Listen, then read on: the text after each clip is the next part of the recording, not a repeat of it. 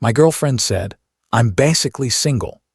I replied, "You're not anymore." Then I packed my bags that night, cleared my side of the apartment, left a note by your keys, blocked you, and I smiled, knowing you'd learn convenience doesn't return. Hey viewers, before we move on to the video, please make sure to subscribe to the channel and hit the like button if you want to see more stories like this.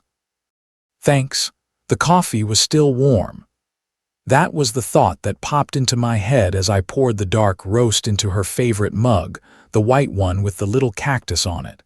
I'd made it too strong the way she liked it, even though it tasted like bitter asphalt to me. I added a splash of oat milk, no sugar, and placed it on the counter next to her keys. A small ritual, one of 100 that built the architecture of our life together. 3 years.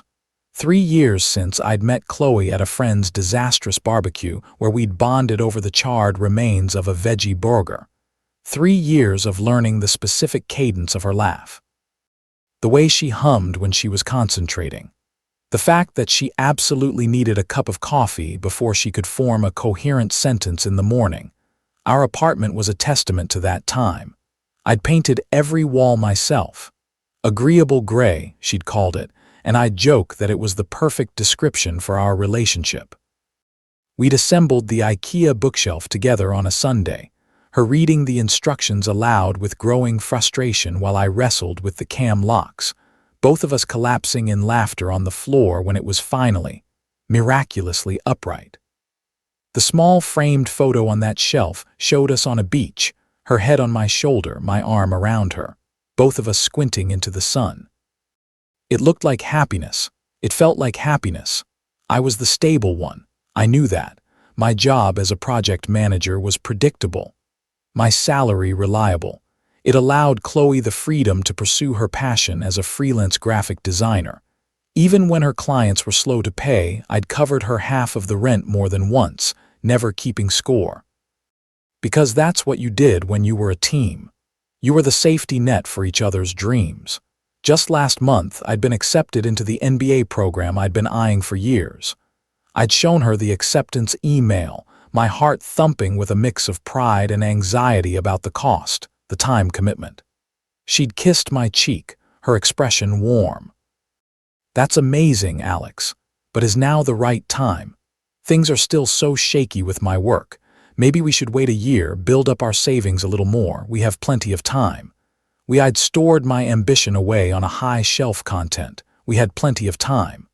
Looking back, the signs were probably there, etched in the quiet moments. The way she'd started sighing when I talked about my friends, calling them boring. The way she'd roll her eyes at my weekly meal prep routine, labeling it predictable. The late work drinks that became more frequent.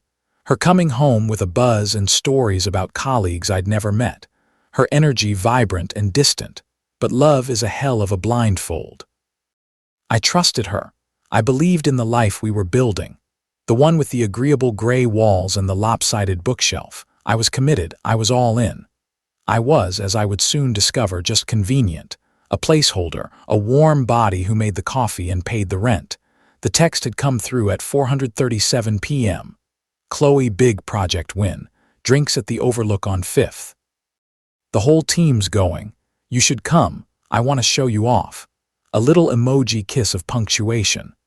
I'd stared at it, a warm flush of pleasure spreading through my chest. I want to show you off. She didn't always invite me to work things. Sometimes I got the feeling I didn't quite fit the vibrant, creative image she cultivated there. But today was different. That morning, she'd let me tie her tie for her, a sleek black silk number, standing in front of the bathroom mirror, my hands on her shoulders, her eyes meeting mine in the reflection. "You're going to knock him dead," I'd said. "We're a good team, you and I," she'd replied, and the memory of it now felt like a shard of glass in my gut. I got caught up finishing a project brief and arrived at the Overlook later than I'd hoped. The place was all sharp edges and soft lighting, a rooftop bar with a view of the city starting to sparkle in the twilight. It was packed, pulsing with the beat of generic house music, and the loud, relieved laughter of people after a successful work week. I spotted her almost immediately. She was the sun in her little solar system, surrounded by a group of 5 or 6 colleagues, all sharp blazers and artisanal cocktails. Her laugh cut through the den, a sound I knew intimately, now feeling foreign. She was radiant, gesturing with a glass of something clear and fizzy. Holding court, I felt that familiar pride. That's my girl. I started to weave through the crowd, a smile already forming on my lips, my hand ready to find the small of her back. That's when the crowd shifted, funneling me momentarily behind a large architectural potted fern on a raised platform. It placed me just 3 ft behind her group, completely obscured from their view but close enough to hear every word as clearly as if I were wearing headphones. I was about to call her name when a woman with a severe blonde bob spoke up. "So, Qley, be honest.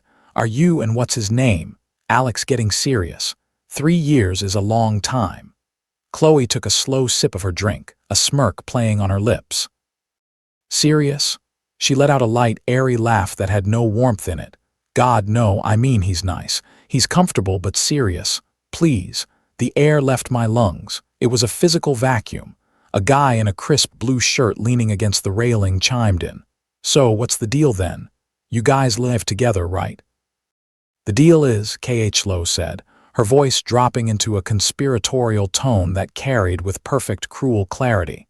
"I'm basically single. He's just convenient for now. Basically single, just convenient." The words didn't just feel like a blow. They felt like a redefinition of reality. The entire foundation of the last 3 years crumbled into dust in an instant. Convenient. Blonde Bob prompted, her interest visibly piqued.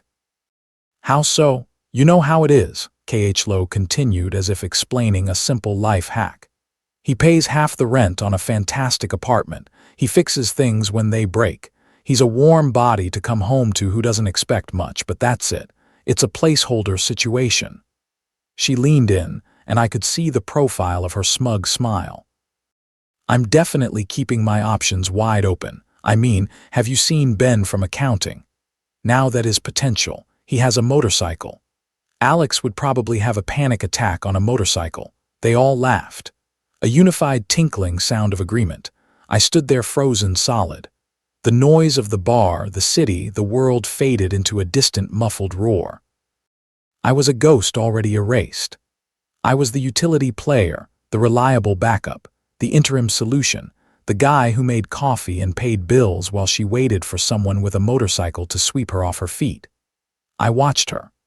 I watched this stranger who wore my girlfriend's face, who used her voice as she casually dismantled our life, our love, my trust, and offered it up as a cheap sacrifice for social capital. The betrayal wasn't just in the words, it was in the effortless ease of it, the sheer unthinking cruelty. My phone buzzed in my pocket. I didn't move. My hand, which had been poised to touch her, fell limp at my side. After a minute that stretched into a small eternity, I turned. I didn't step forward. I didn't reveal myself. I didn't cause a scene.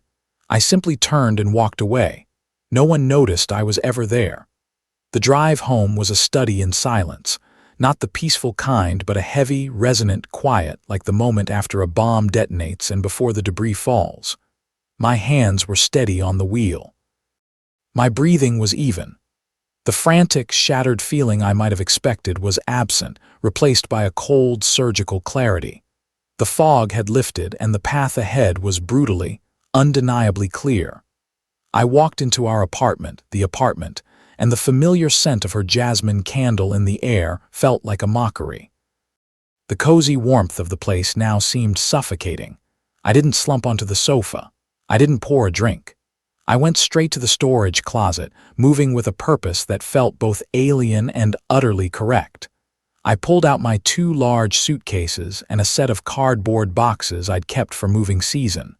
I started in the bedroom, our bedroom. I opened the closet and looked at the divided space. Her side was a riot of color and texture. Dresses, blouses, scarves.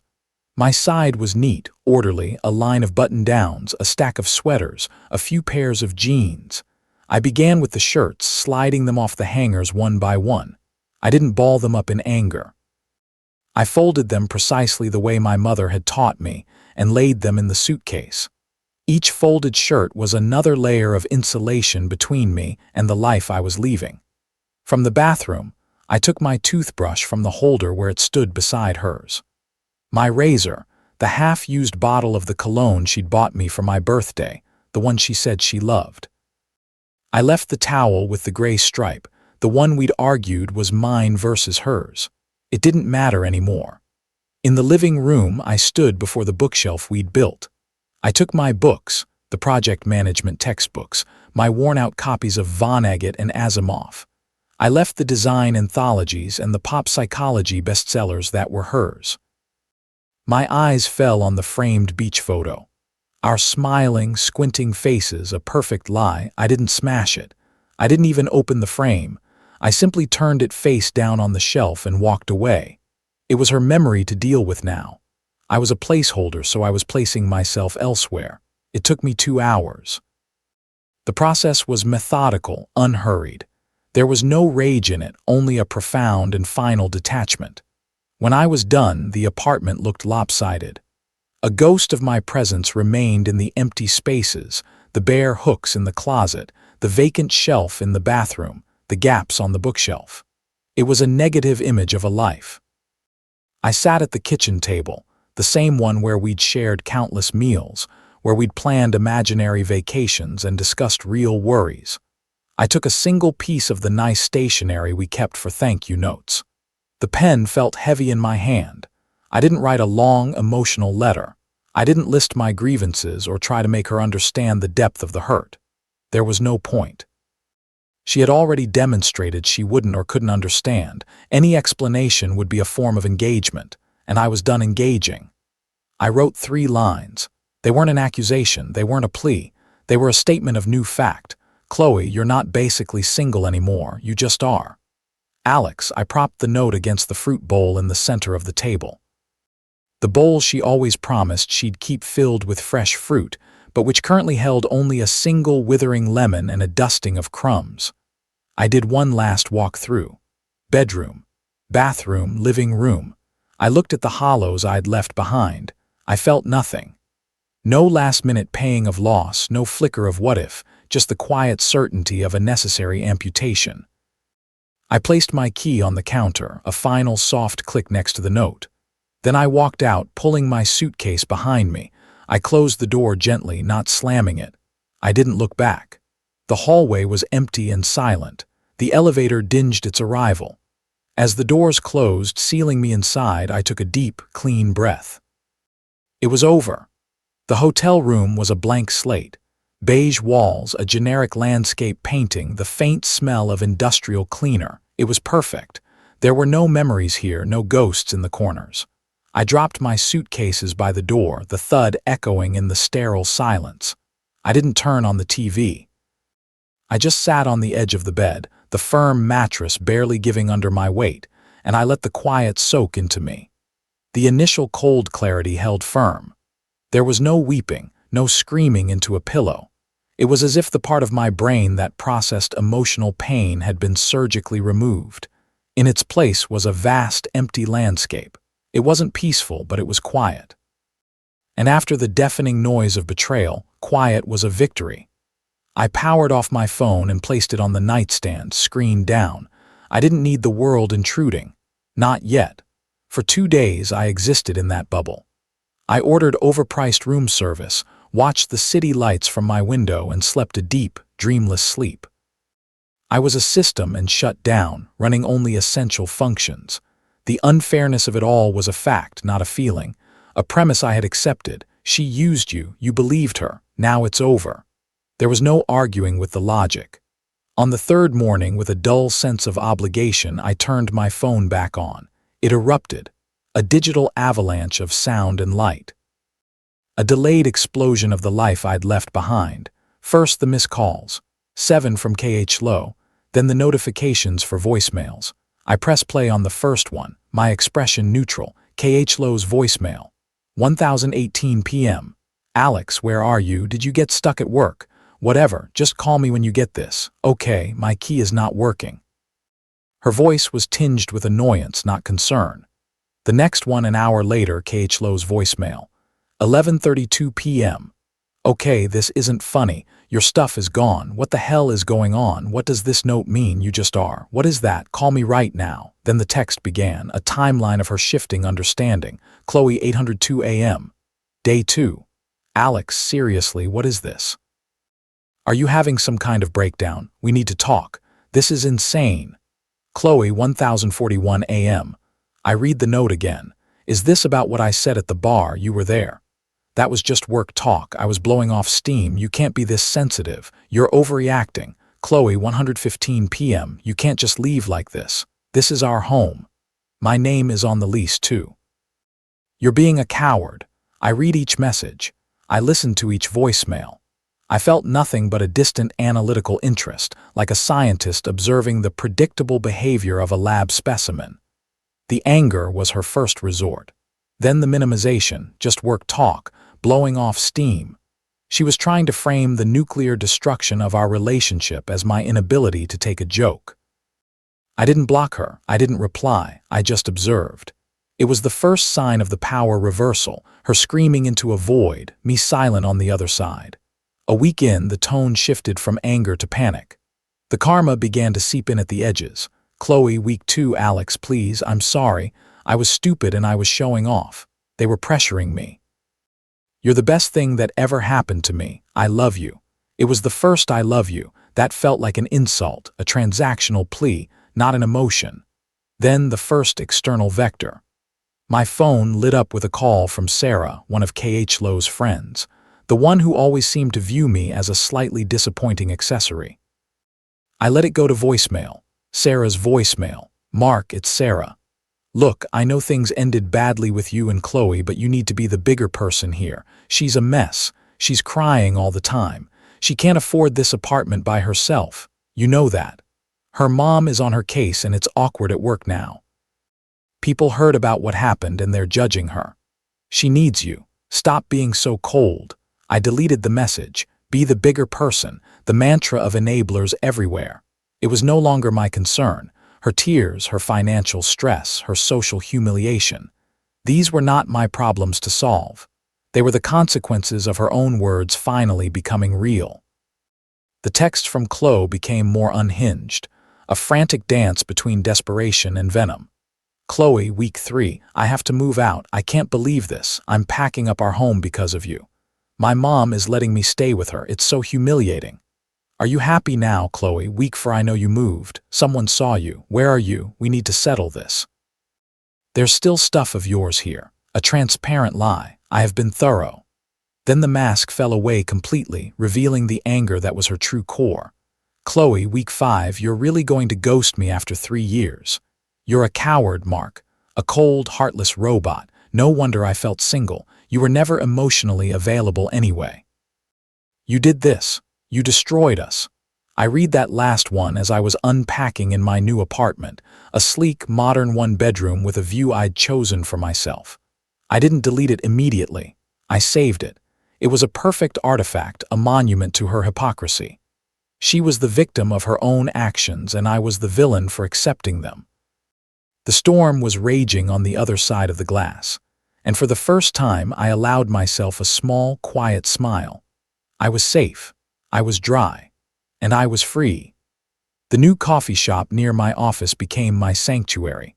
It was all exposed brick and reclaimed wood, filled with the quiet hum of students and freelancers, a world away from the trendy rooftop bars of my old life.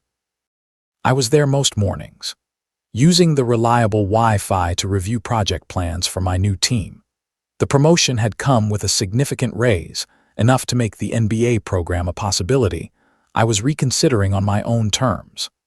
I was waiting for my latte, scrolling through photos from a sailing trip I'd taken the previous weekend, a new hobby that filled my lungs with clean, salty air instead of the stale scent of betrayal.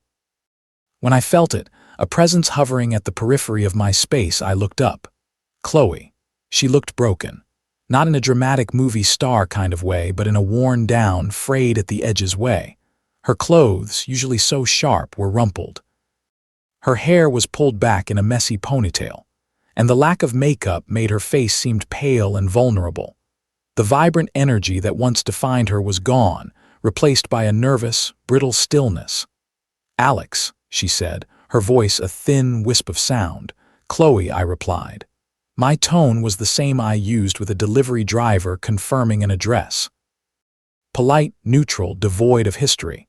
Can I? She gestured weakly to the empty chair opposite me. I gave a slight non-committal nod. She slid into it, her movements hesitant as if the chair might collapse under her.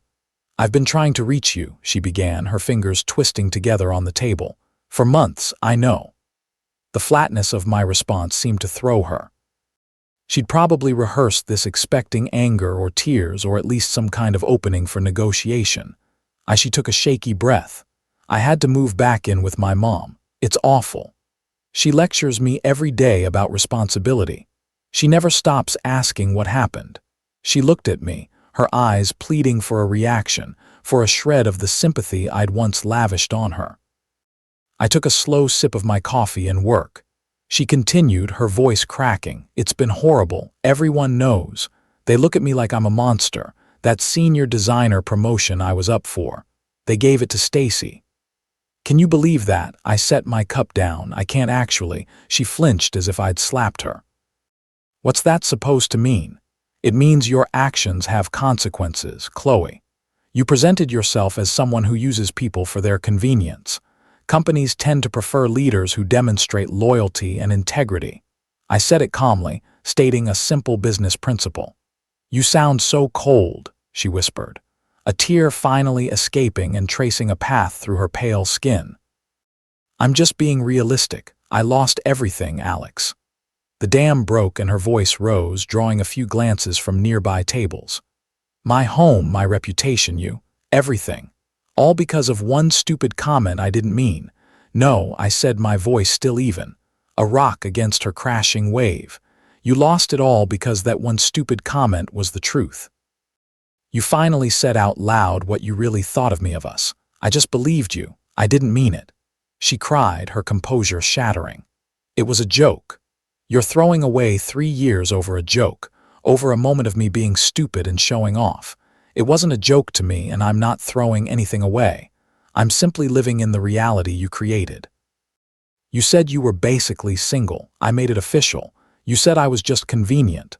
I decided to become convenient for myself for a change. She stared at me, her face a mess of smeared tears and raw anger. So that's it. After everything we had, after all the good times, you're just going to sit there and watch me drown. You don't feel anything. This was the core of it, the final question. I'm not watching you at all, Qley, I said, my voice dropping to a near whisper, forcing her to lean into here, making my words more intimate and more final. I stopped watching you the moment I walked out of that apartment. Your life, your struggles, your consequences, they have nothing to do with me. I've moved on. You should try it. I stood up, slinging my laptop bag over my shoulder. I looked at her one last time. This woman who had once been the sun in my sky. I searched for any remnant of the love I'd felt, any echo of the pain. There was nothing, just a vast, peaceful indifference. She was a stranger and a mildly unpleasant one at that. I hope you find what you're looking for, I said, and I meant it. But I also knew with absolute certainty that what she was looking for, a convenient placeholder, was no longer me. I turned and walked out of the coffee shop, the bell on the door chiming softly behind me. I stepped into the bright morning sun, feeling its warmth on my face. I didn't look back. The past was a closed book, its weight gone. My future was a wide open sea, and I was finally, unquestionably, the captain of my own ship. Thanks for watching. Make sure to subscribe to the channel and hit the like button. What do you think about this story? Share it in the comments.